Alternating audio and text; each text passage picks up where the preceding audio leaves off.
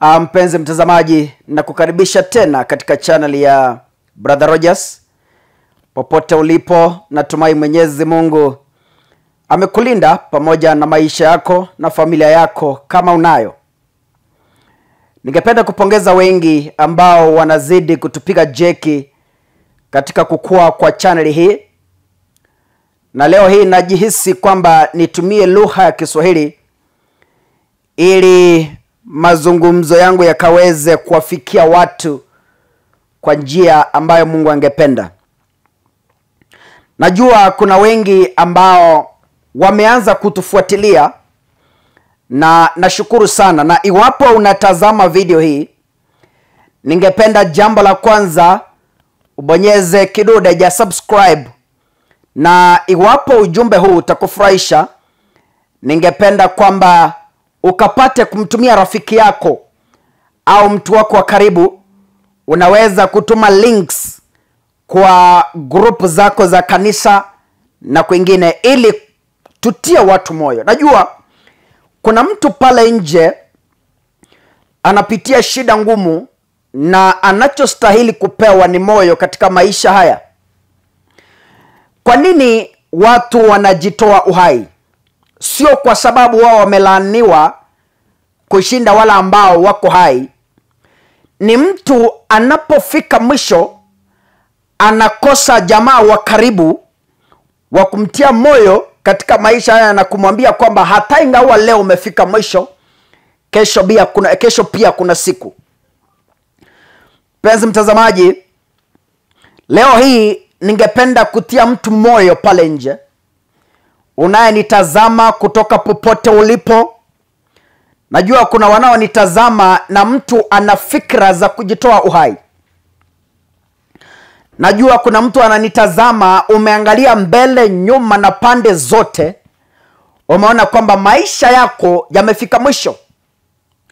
Lakini natumai kwamba baada ya hili neno fupi nitakalolisoma, Mwenyezi Mungu aliye mbinguni atakutia nguvu katika maisha haya ambayo tunazidi kulisukuma gurudumu.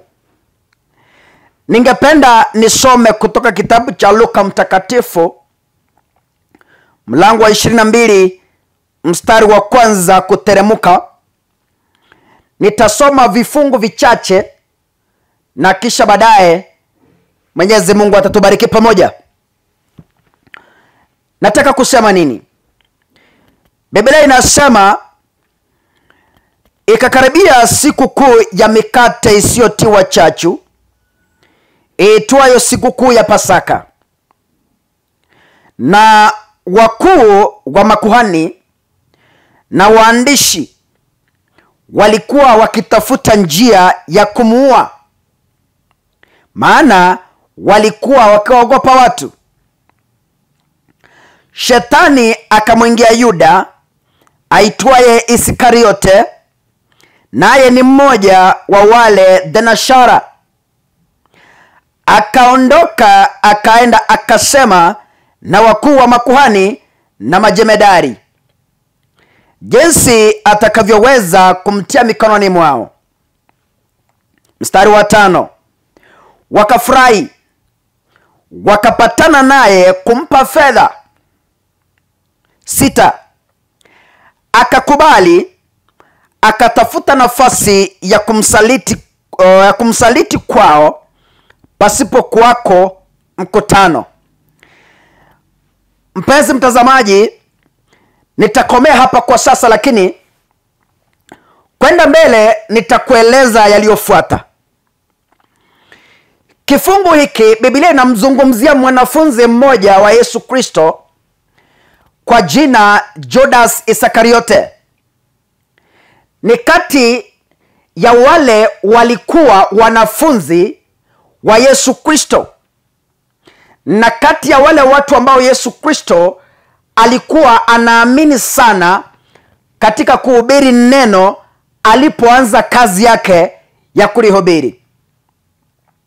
Na unaposoma Biblia inasema kwamba hawa ni watu ambao Yesu Kristo alikuwa anatembea na wao, alikuwa anakula pamoja na wao, alikuwa anakesha pamoja na wao, alikuwa anaomba pamoja na wao, na kama kulikuwa na mateso alikuwa anateseka pamoja na wao, na kama kulikuwa mazuri au siku za furaha, basi bila shaka alikuwa anafurahia pamoja na wao.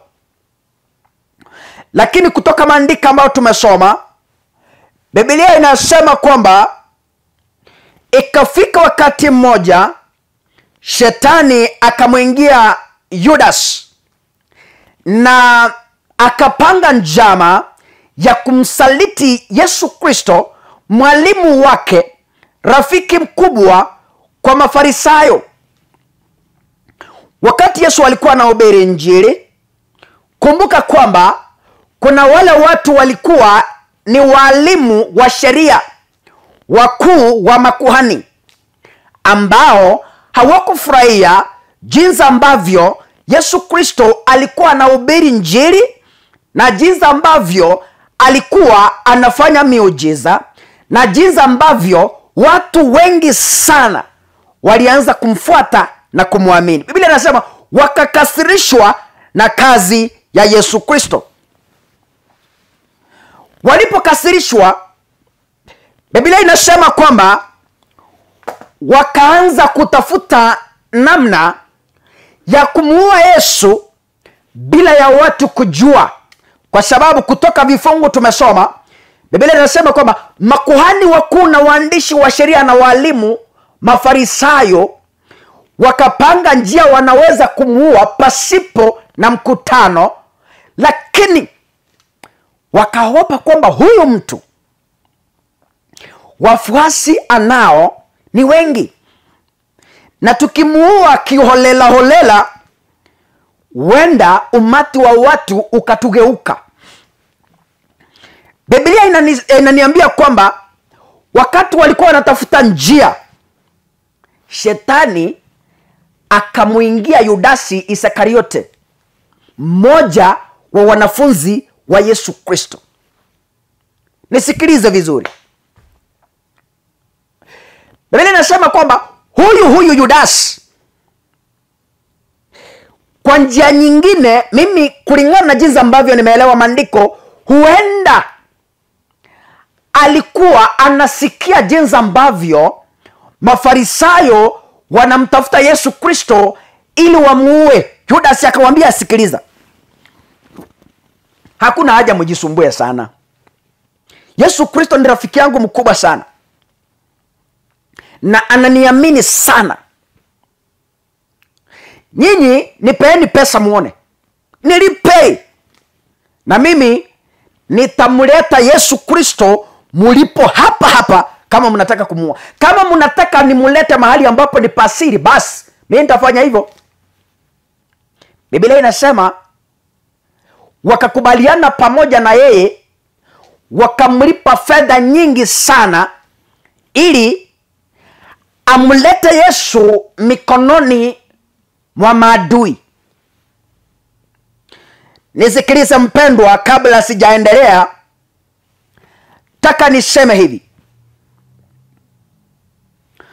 hakuna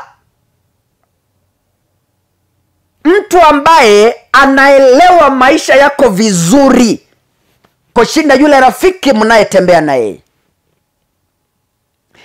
Hakuna mwanadamu anajua chakula unachokipenda kuliko yule rafiki unayemwamini wa kila siku. Hakuna mtu anajua ni pesa ngapi unatengeneza kutoka kwa biashara zako kushinda yule rafiki unayempatia chai kila asubuhi kwa duka lako. Hakuna mtu anajua ndoa yako zaidi kushinda wale wa mama na wasichana unaopiga nao story pale saloon. Nisikilize. Unajua adui hawezi akajua njia zako za kila siku, kwa sababu yeye hakai nawe, yeye hali nawe, yeye hatembei nawe, na hajawahi fanya mazungumzo na wewe. Taka unisikilize vizuri. Unajua kuna stories ama hadithi ambazo tunasoma katika vyombo vya habari kuhusu mchele. Natumai unajua mchele vizuri hapa Kenya. Mchele ni tembe fulani zimesiagwa ambazo watu wanawekewa katika pombe. Na watu ambao wamewekewa mchele, ukifuata vizuri, waliowekea mchele ni marafiki wa karibu wanaokula na wao pale katika vilabu. Kwa hivyo kama kuna mtu dunia hii unafaa kujihatari na yeye, sio adui wako, ni rafiki wa karibu. Yudasi, unajua Yesu Kristo hajui hii story, hajui hadithi yote. Isakarioti anapanga njama bila ya Yesu kujua. Unayenitazama nisikilize. Kuna watu wamepanga njama ya kuharibu biashara zako bila ya wewe kufahamu. Kuna marafiki wamekupangia kukumaliza bila ya wewe kufahamu. Kuna marafiki wa karibu wamepangia mume wako kwa sababu anakupenda. Wanapanga kumpeleka ili mkosane na yeye, ndoa yako ivunjike. Sikiliza. Kuna watu wanafurahisha na bibi yako jinsi anavyovaa kila siku, na wamepanga njama ya kukunyang'anya. Ni akina nani? Wale marafiki zako unaowapikia kwa nyumba, wanaona jinsi ambavyo mnapendana pale kwenu. Hao ndio marafiki, sio mtu mwingine. Hao tu. Judas ni mtu ambaye walikuwa wanakula na Yesu Kristo.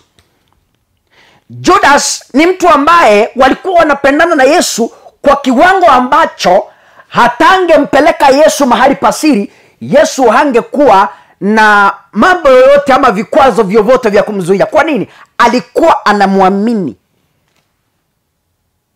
Hakuna rafiki hatari kama yule rafiki unayemwamini kwa kila jambo. Nisikilize. Watu wengi wamepoteza maisha yao kwa sababu wameweka imani yao kubwa kwa marafiki.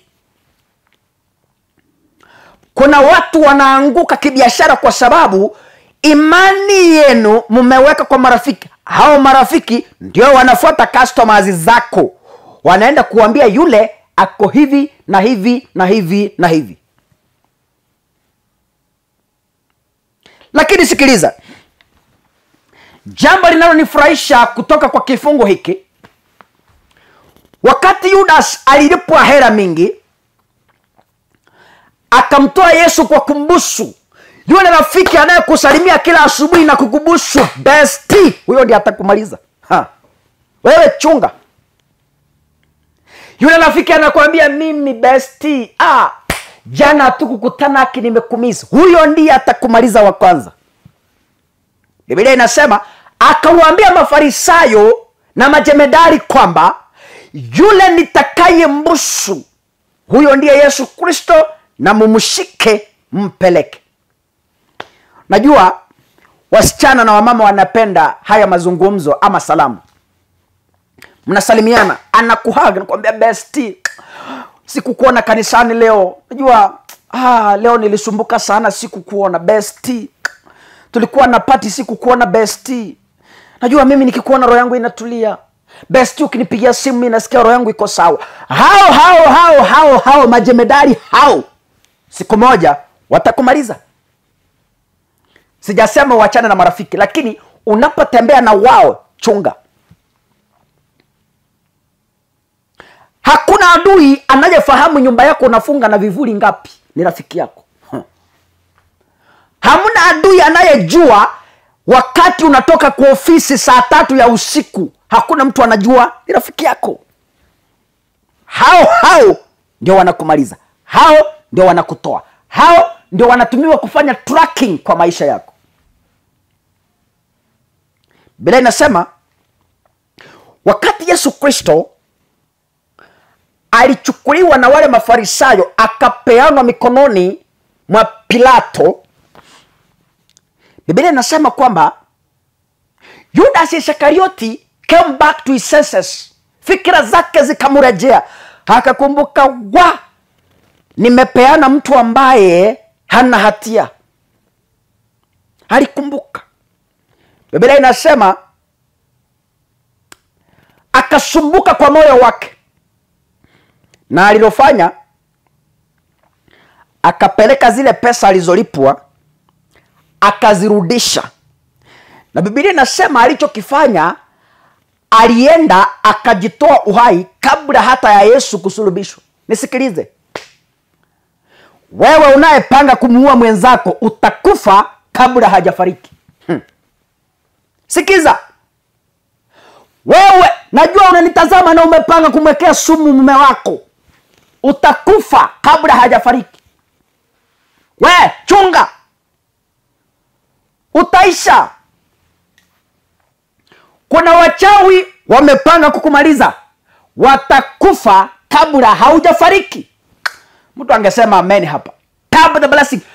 Kuna watu wamekupangia njama, lakini kabla njama hiyo ifikiane watakuwa wameisha. Kuna watu wamekuroga na wamesema ajali ndio itakumaliza, watakufa na pikipiki kabla haujafariki. Nisikilize vizuri. Iskarioti akajitia kitanzi kabla ya Yesu hata kusulubishwa. Your friends, your enemies who are planning negative stories about your life, they will first die before you die.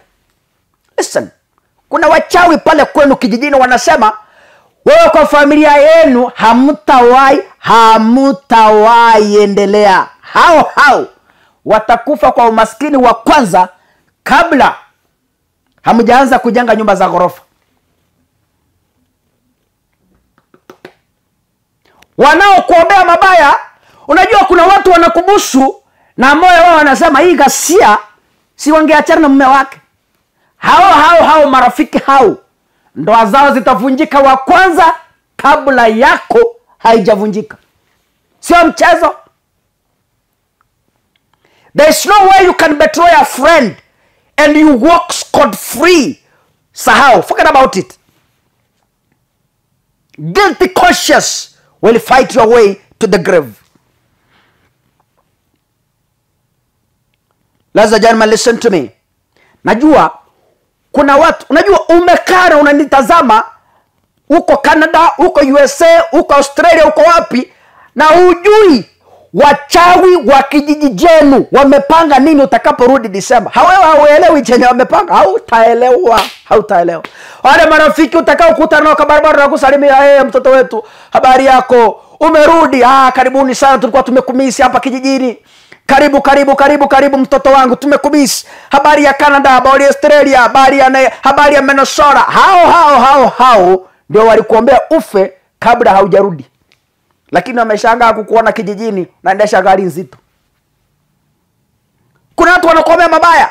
Kuna watu wanakuombea talanta yako ife. Kuna watu wanakuombea familia yako ife. Kuna watu wanakuombea unakofanya kazi uvutwe. Na wanaokuombea ni marafiki zako wa karibu. Nataka ujue hii.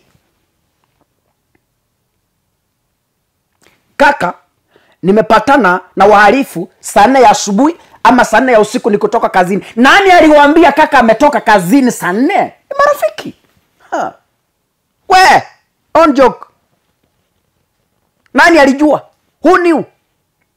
Nani alijua kwamba leo kaka Sungura atakuwa klabu fulani kunywa pombe? Mimi sinywi pombe, lakini nawapa mfano.